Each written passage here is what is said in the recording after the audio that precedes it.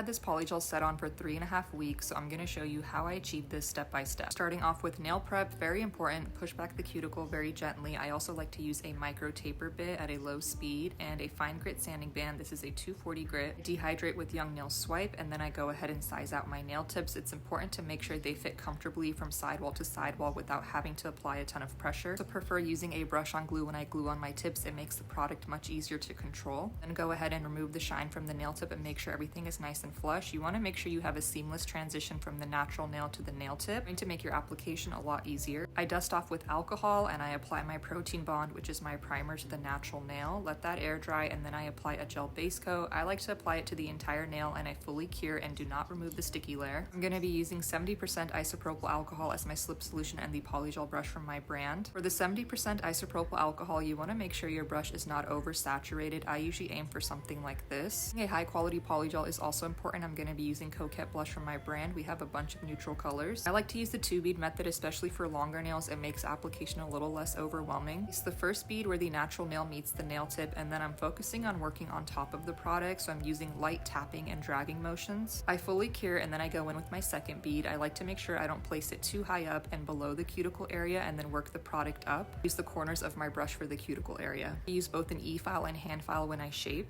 You can do any nail art over polygel. I would recommend using high quality products so that they last. I'm using the art gels from my brand, and we're doing a French tip. It's my full routine. I hope this helps, and you can shop our products through the link in my bio.